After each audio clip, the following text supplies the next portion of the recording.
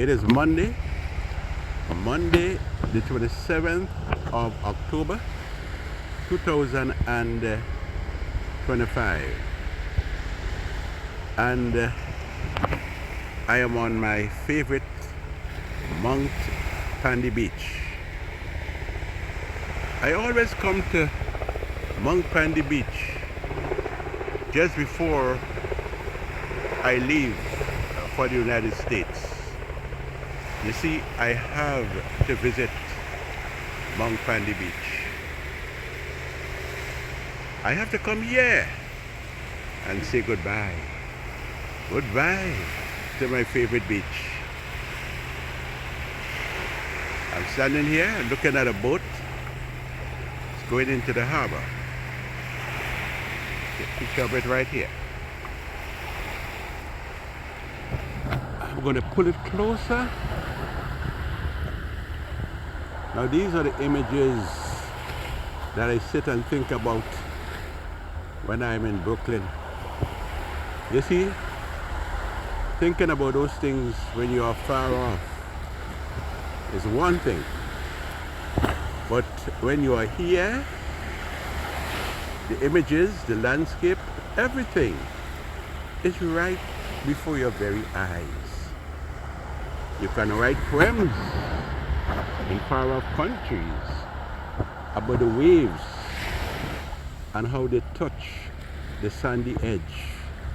But when you are on spot, as I am presently on Mount PANDY, St. George, Grenada, Belmont, St. George, Grenada, when you are here, you actually can see what you write about when you're not present on the sand of PANDY Beach. Now, one of the things I always look forward to is seeing the reef on Mount PANDY Beach, because there's a reef there. And I always hope that when I visit PANDY Beach, I'll see the reef. And how many times, many times actually, I've written in the books that I've written. Yes, I've written about the reef on PANDY Beach. I write poems about PANDY Beach, Mount PANDY, and some of you probably are fed up with me talking so much about Mount PANDY Beach, because probably your favorite beach is not this one, but your favorite beach perhaps is Lassages Beach, Liver, Bathway, or even Grandance, the more popular beach that you'll see in magazines. It is a nice morning, a very nice morning, although the rain delayed me a bit. I was in Grandance and I had to seek shelter because the rain came down. Now the bus drivers will blow their horns and ask if you are going in their direction.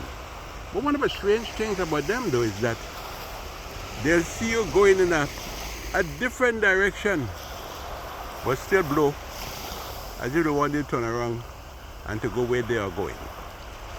But I repeat, I always say that when I come to Grenada, I do a lot of walking because I take pictures, I make videos. And if I drive in a car or bus, how can I take a crab hole, a picture of a crab hole? I would not be able to do so. So that is why many times I choose to walk. Well, of course, if I journey to Sotez or Grenville, I did Grenville already. The vacation is too short to do all the places, but I was in Grenville. I hope to go to Sotez tomorrow. Sotez, that is so close to my heart. I hope to go there tomorrow. But coming back to talk about the reef. I'm standing here just hoping to see just to see the reef. Let me see if I can, if the wave recedes.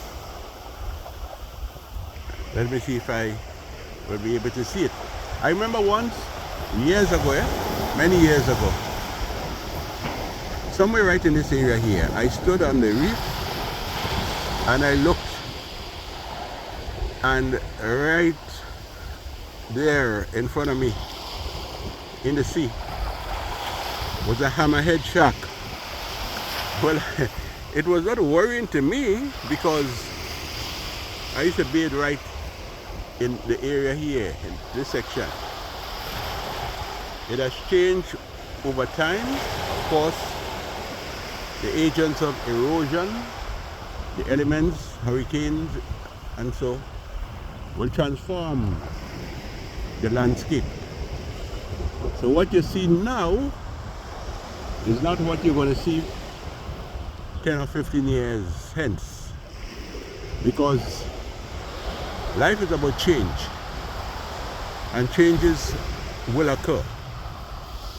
So just hoping against hope probably that I will see the reef. I hope to see it, because I wrote the poem The Reef on Pandy Beach.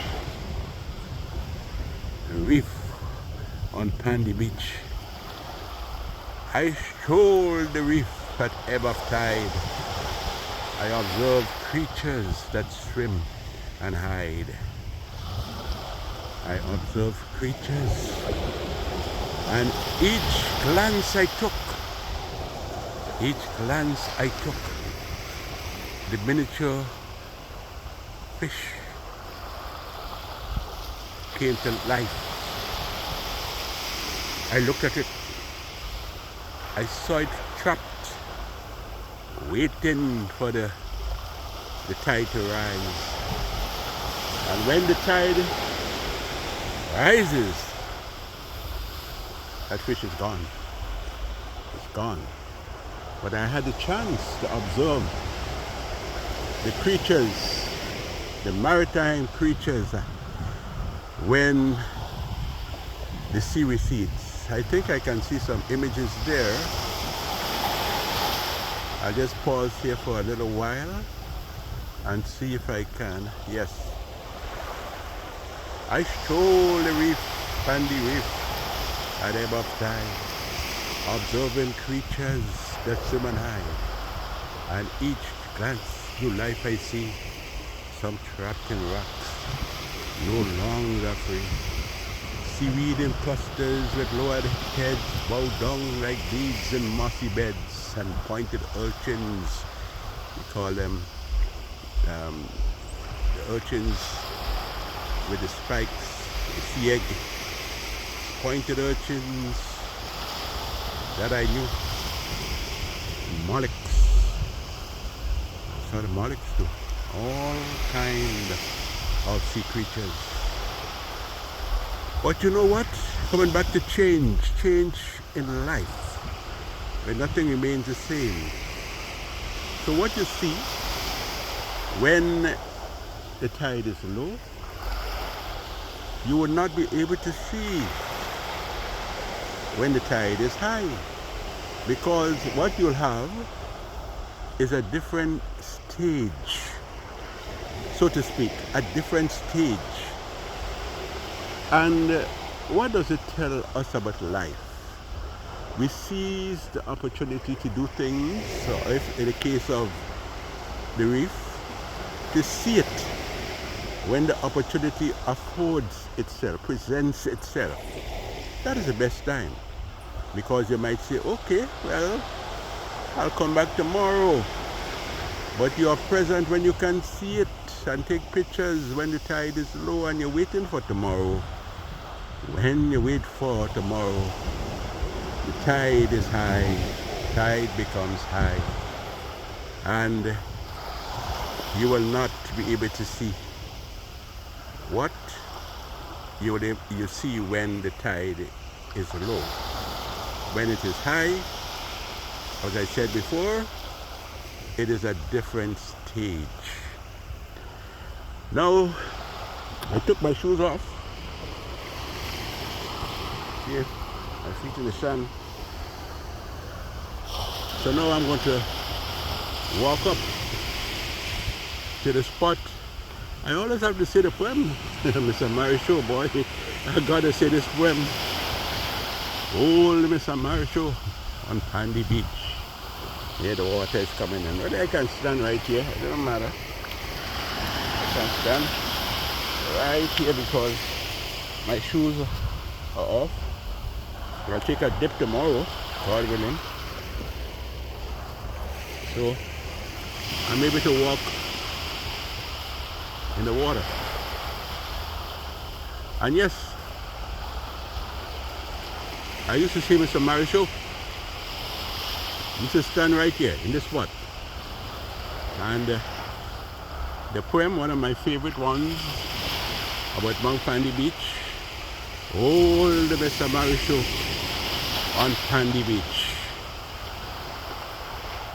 I saw him there as he stood, a man whose youth had faded long, old and grey, with shaking hands. He stood and he looked out to sea, while his naked feet, just as my naked feet, were gently soothed by the rolling tides of Mount Pandy. There he stood on the glittering sand, scorched and parched by the Grenada sun. He stood and he looked out to sea. And I wondered what thoughts had he? I did not ask Mr. Marisho. He did not tell. What made him look? What made him stare? But there he stood, staring at the horizon far. And the reason I did not ask is because his thoughts were all his. He had the right to all of his thoughts. I did not ask. He did not tell. Perhaps he was looking out and was thinking of a dream that he had. Who knows? Perhaps he saw in a dream the might of Hurricane Ivan, which eventually came. I don't know. And just to mention a frightful dream that I had just a couple of days ago. Yes, I dreamt I was running from a volcano that erupted in the middle of Grenada. Well, you might say, okay, boy, you eating so much food down here. That's why you dreamed that. And I hope that is true. But yes, I had this dream, more like a vision. And I was running on an erupting volcano in the land of spice. I don't know what it means, but I hope it means something that is not bad. So I did not ask. Mr. Marisho did not tell. Who knows? Perhaps he was thinking of his children in far off land, and wondering when he will see them again. Just as I wondered, something I'll repeat again for the 100th time. When I was wondering as I lay on a bed in Manhattan, the year was 2017, 1 year after my wife died. When I came down with heart failure, not only heart failure, but chronic heart failure. And I remember the doctors, they were uncertain about my fate.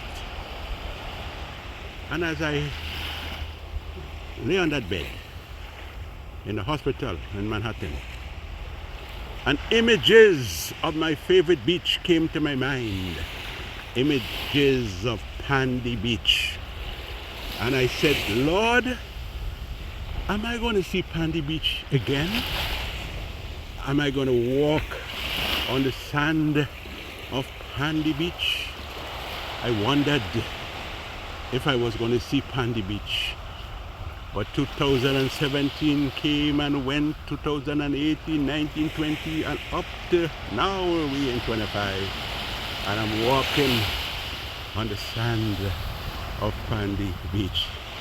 You see, folks, God is good. God is good. And I know He'll bring me back here again, because in a short time, in a matter of, well, I would say hours, I'll be out of this place. But I pray for the land. I pray for Grenada. And yes, I did not lose the trend, the thought, what Mr. Marisho was thinking about as he stood on the sand and stared at the horizon far. And as I mentioned, I did not ask, he did not tell. What made him stare, what made him look? He had the right to all of his thoughts. But then, after he had satisfied himself looking out to sea, he turned and he looked at me and he said, God bless. God bless. And those words meant so much to me. Those words meant so much to me because I recalled the times in Grenada when on the lips of many people the words God bless were always and often spoken. And I think of my Rubes, who did not know that I was in Grenada, and when I knocked on her door infrequently, and she looked at me and she said, Papa, God bless me eyesight. The word God is always an important word, God, because we are a God-fearing people. Even those who entered homes before, as soon as they entered the homes, they would say, God bless the home. God bless the home. And yes, even on the lampshade, because when I was a little boy, we did not have the electric lights. So the lamp, and on the lamp were the words on the lamp about the home. God bless the home. Home sweet home. Home sweet home. And so yes, change will come. And we'll be happy to have good changes. Not all change is good. Let me pause a little while to look at the almond. Who remembers what we call the almond? Actually almond. You break it and you eat the nuts. But nobody seems likes to eat that these days, because look at them, they're all on the ground here. Lots of almond. It's a nice one right here. I'm sure some people in Canada or the United States looking at this, the memories will just come back to them of the times you used to pong it and take out the little like a little nut in there and eat it. And one of the things about this beach here, Pandy, it was lined with the manjaline trees, the dangerous manjaline tree. Produced a little fruit that it looked like a small apple, and there were tourists who got themselves in serious trouble when they thought it was edible. You see, if that milky substance that oozes from the little fruit goes into your eyes, it can be serious, serious, serious for you.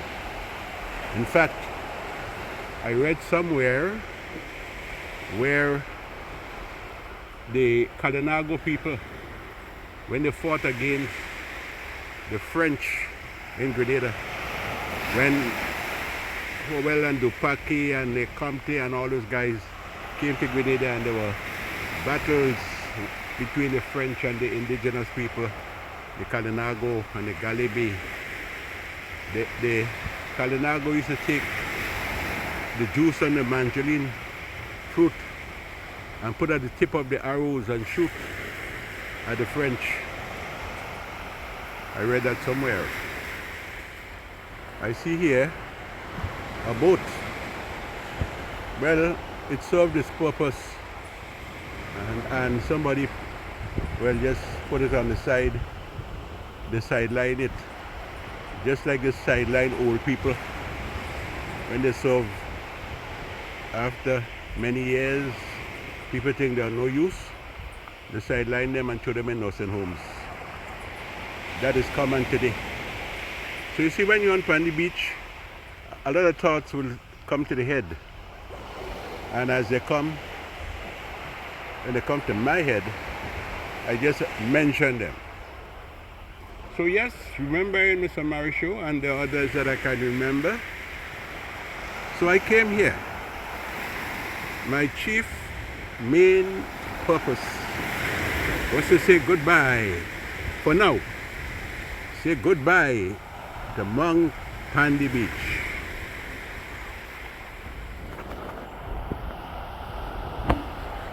A beach where you can actually see the Grenada area, where you can see Fort George, and of course, you look in this direction here, you can see the world famous Grenada's beach. But this beach, Mount Pandy Beach, is my famous beach. And just like David Thoreau wrote about James Waldo Emerson and Walden Pond, Concord, Massachusetts, those transcendentalist philosophers found the beauty at Walden Pond and the forest there. Similarly, I find beauty on this beach that brings back fond memories to me. Fortunately today, I choose to walk in the water so I can take better pictures, because I have on shorts and no shoes. So let me just walk in this area here, where I will show you the rock formation.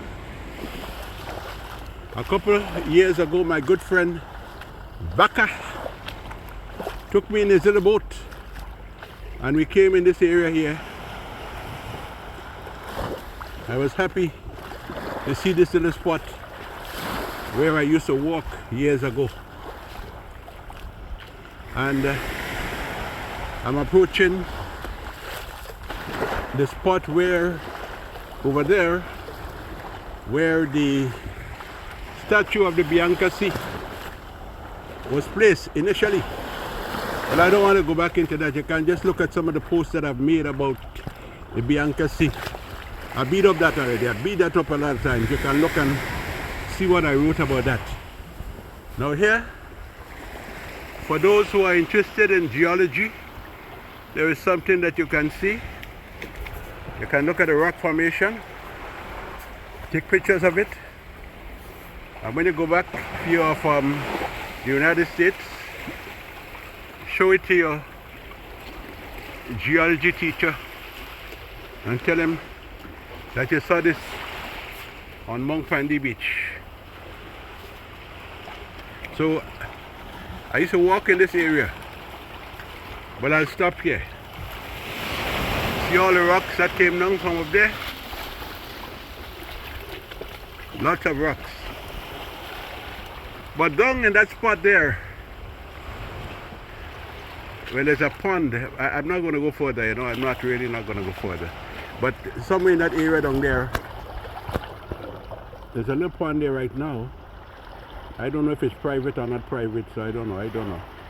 But the statue, Christ of the Deep, was initially placed in that area there, and then, well, of course, the waves, the heavy waves, the powerful waves, threatened to destroy the statue, threatened to throw it down, and so it found a new home on the Carnage. And if you go to the Carnage, you'll see Christ of the Deep with outstretched hands. And if that statue could talk, it will tell you of a time when that boat out in the harbor out there, out in the outer harbor, when that boat caught fire, the Bianca Sea, brave Grenadians in the little boats went out there and saved the lives of people. They were heroes. But how many of us know their names? Yes, they were heroes. And if that statue could talk, to get back to the thought, it will tell you of the time. Fishermen with good hearts, wonderful Grenadians, they journeyed out in their little boats and saved the lives of those who were trapped by the raging fire on the Bianca Sea. And the Italians, in thankful response, gave Grenada a statue. Remember that. Anytime you pass on the Carnage and you see that statue, Christ of the Deep, remember, they were brave Grenadians, and they are brave Grenadians. Looking at the fort, and a fort that tells stories of a time where we used to go and sit and walk to.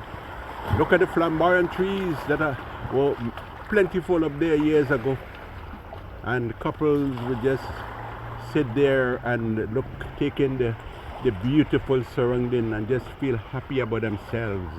But there's sadness too. Sadness.